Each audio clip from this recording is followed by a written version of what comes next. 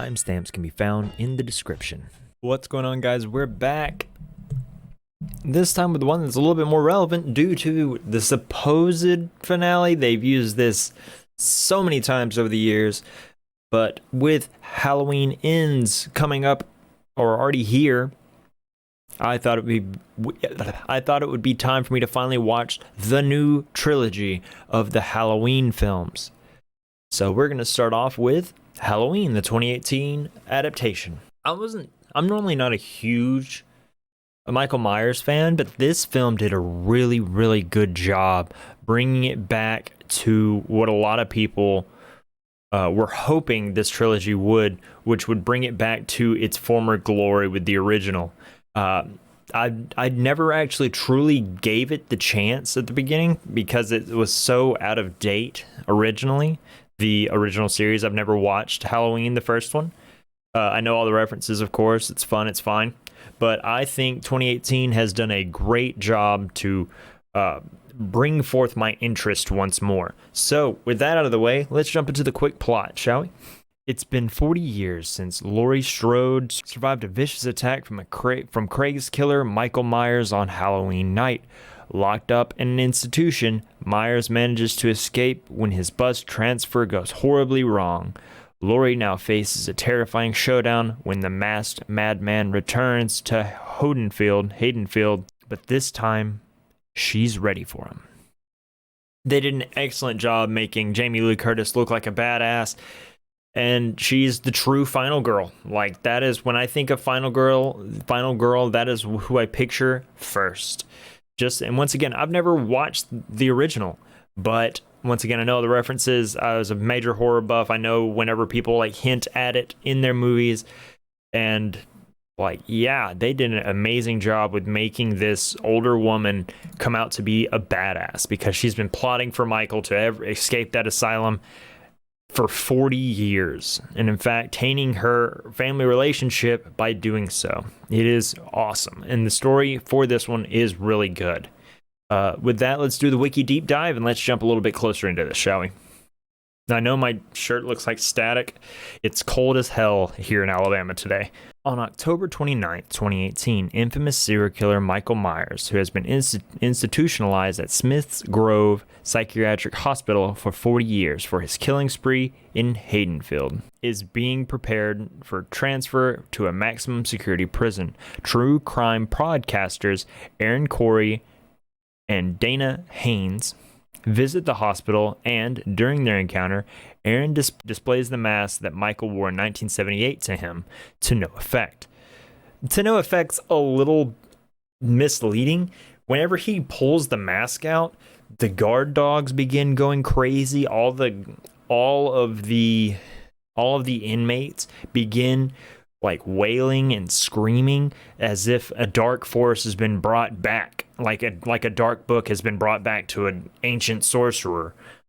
There's a major effect here. Of course, Michael doesn't talk. Apparently he can, because that's what the psychologists were saying. Apparently he's the same from the original. Once again, I'm not the best for like your ties. I did watch a video that showed all of the Easter eggs for this, just so I can be a little bit more well versed in it, because this movie really piqued my interest in the Michael Myers franchise. In Haddonfield, Laurie Strode, the only survivor of Michael's killing spree, lives in rigid fear of him to present day. Now drinking heavily and rarely leaving her heavily fortified house, she has a strained relationship with her daughter, Karen, whom the state took away from her when Karen was 12. Allison, Laurie's granddaughter, does try to maintain a relationship with her grandmother. The night of October 30th, as Michael is being transferred, the bus crashes and patients begin to wander into the road. The accident causes a son and father to stop to see what's going on. Michael murders them both, takes their truck, and returns to Haddonfield. We get introduced to her granddaughter with two friends walking down the side of the road, which is a callback to the original. One is downplaying it, the male of the group. It doesn't really matter. He plays almost no part in it, except he's in the quarry as like the kind of attempt to be coolish cringe guy. I can't think of his name in that game either. But he's kind of downplaying the fact that she survived a murder 40 years ago. And what? That's strange to me. Besides that, all of that's pretty much on it. It nailed it on the head. They nailed it on the head with the wiki on this one. So it's been 4 years. I hope somebody came in here and fixed it. So excellent job. Let's go on to the next paragraph. On the morning of October 31st, Michael sees Aaron and Donna, visiting her sister Judith's grave. He follows them to a gas station where he kills them both, as well as a mechanic for his coveralls, of course, before recovering his mask from Aaron's car. Deputy Frank Hawkins, who arrested Michael in 1978. Also, accidentally, I watched back-to-back Will Patton movies, which is always good to see everyone's favorite, the defensive coach. He tries to convince Sheriff Barker that Michael is dangerous after learning that he has escaped. Laurie also learns of Michael's escape and attempts to warn Karen, but Karen dismisses her concerns, urging Laurie to move on with her life. What? Your mom says this is a madman who escaped from his transfer truck, and you're going to tell her, nah, just go along. This woman survived a mass murder. No. Like, there's also, apparently there's, like, internet theories involving this, saying that Michael's already been dead, and she's just seeing the shape everywhere she goes due to trauma, which is a neat theory. I haven't watched the next one or the third one yet. I'm doing these, like, right after another. But it's a neat theory. It doesn't mention in the wiki that the podcasters also offer Laurie $3,000 to come in and interview her. And they're trying to pretty much get her to go visit Michael in order to get some sort of response from him. No.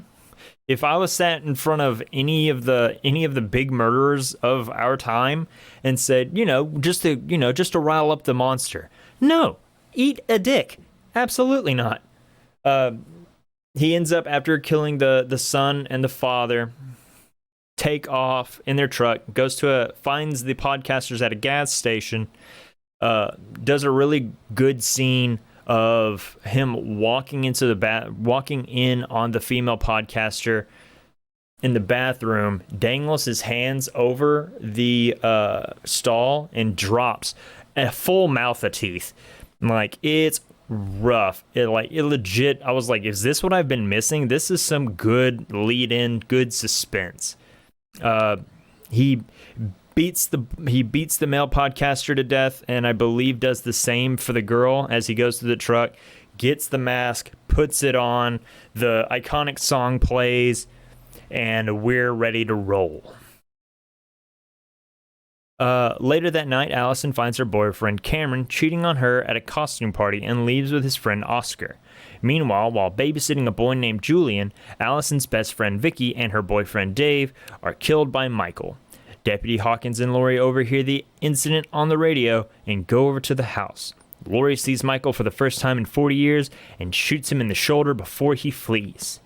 The police take Laurie, Karen, and her husband Ray to Laurie's home for protection, and a squad car remains outside the residence. Deputy Hawkins promises to find Allison and bring her to be with the family. This is pretty much nailed, except the lead into it's great. They're trying to build a character kind of quickly with her best friend as she's babysitting this kid, as they're kind of like playing back and forth of like, you used to be my favorite, you used to be my favorite, as they're just kind of like goofing with each other. He goes downstairs and says, hey, there's a strange man in my room. He was standing in the doorway. Can you like, we have to get out of here. She's like, no, we'll go upstairs and check it out. Dead white girl, like immediately. You're like, what? The second that you say no, I'll go check it out. Nah, we going somewhere else. Absolutely not. Especially living in the town you live in. Hell to the no. Just saying. She goes in the room. And apparently this is a callback to originally when Laurie's hiding in the closet and Michael finds her. This time she checks the entire room, doesn't see anything, tries to close the closet door, and it won't go because apparently there's some large boots blocking it as he breaks out, stabs her, moves along, and murders her and her boyfriend, of course. I don't know if Julian makes it out. They don't really show, but yeah. Besides that, it also doesn't mention that Michael kills like 3 other people to get a big knife before getting to this location, which is another couple of callbacks. Let's jump to the next one. Dr. Ranber Sartain. Once again, this is not my priority. This is not something I'm familiar with. Make fun of me all you want. It's fine. Michael's psychiatrist and former student of Dr. Samuel Loomis persuades Sheriff Baker to help him in the hunt for Michael. Meanwhile, as Allison and Oscar walk home from the party, Michael kills Oscar, but Hawkins and Sartain arrive just in time to rescue Allison. Deputy Hawkins then tries to kill Michael, but Dr. Sartain, who's become obsessed with Michael's enigmatic motivations, attacks and leaves Hawkins for dead. It is revealed that he orchestrated Michael's escape to study him in the wild. Dr. Sartain then heads towards Laurie's home with an unconscious Michael and Allison locked in the backseat together. Michael wakes up and kills Sartain while Allison flees from the scene. Michael then ambushes and kills 2 police officers outside Laurie's home. This is all correct. I don't really have a lot to say about this. The reveal that the doctor was in on it the whole time's a little flat for me, but besides that, I think they do an excellent job with the sheriff running, pretty much hitting Michael, going out to put a bullet in his head, and then the professor or the doctor takes a pin that's actually a scalpel and slashes his throat and begins stabbing him repetitively. Leans up above the front of the car with Michael's mask on and drops Michael in the back seat. It never shows Michael's true face, which is great. Final paragraph. This is the end of the movie, everyone. When Ray goes outside to greet who he believes are the 2 officers, Michael strangles him to death. We're going to cut there because this is one of my favorite reveals of the movie.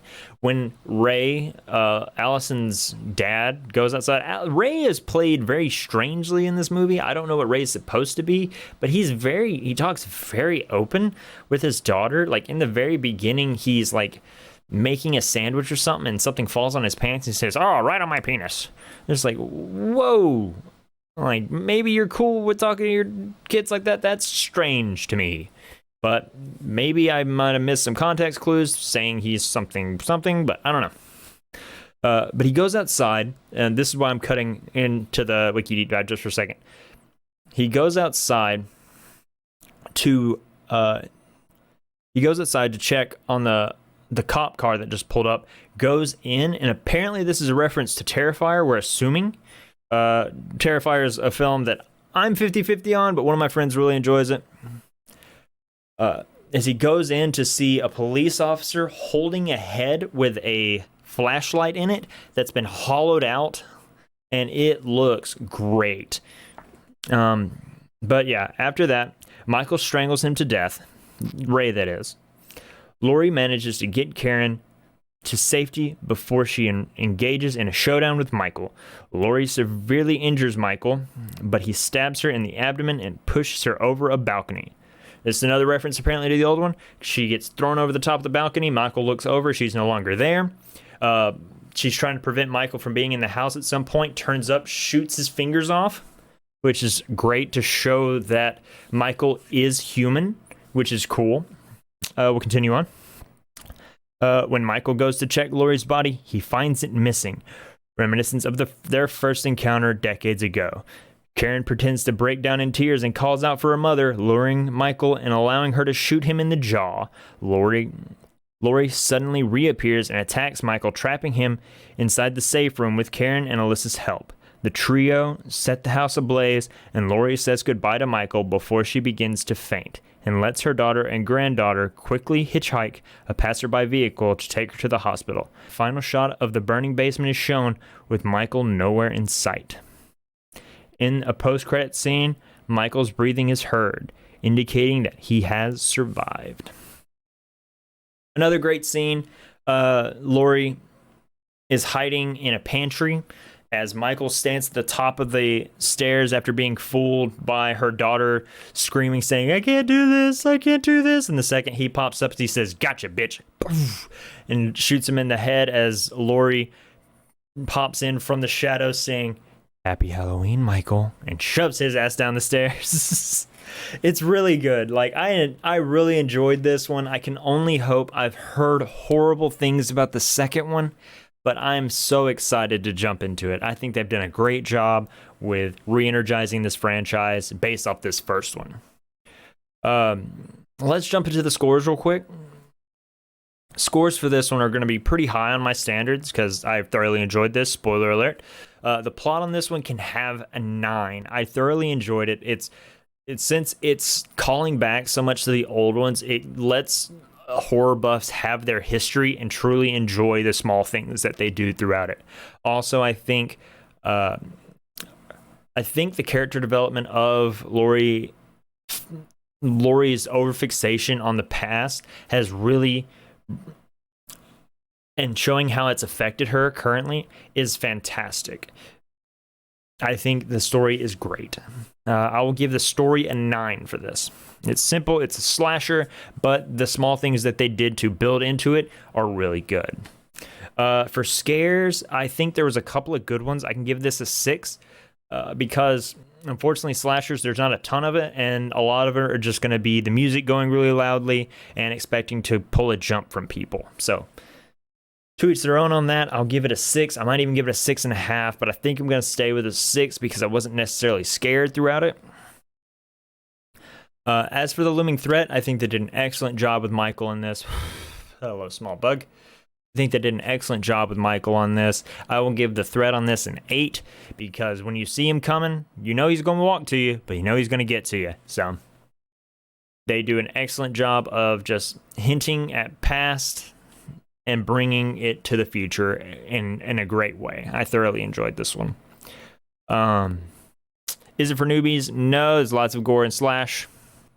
Do I recommend this? Yeah, start a new trilogy. Like, it's awesome. It's 4 years ago for the oldest one, then they jumped 2 years for Halloween Ends, and they jumped another 2 years for this new one. So, yeah, plenty of time to catch up. My overall score for this, let's pull up the list. I don't want to compare it to the two, but I also want to kind of keep in mind what I rated things and why I rated them that way. I'm definitely looking at the higher bits of this. I'll say I think it can go right with Nope right now as the higher end of my list this month. So I'm going to give this a 7.5 because it was extremely fun. A good slasher to turn your brain off with. It's just good. Like, I can't really say much else. It's just solid. It's a solid slasher that deserves more praise. It really does. I hope you all have a great day. Take care. Stay scared. Don't forget to like, comment, subscribe, all those other fun things. And I'll catch you tomorrow. See you guys.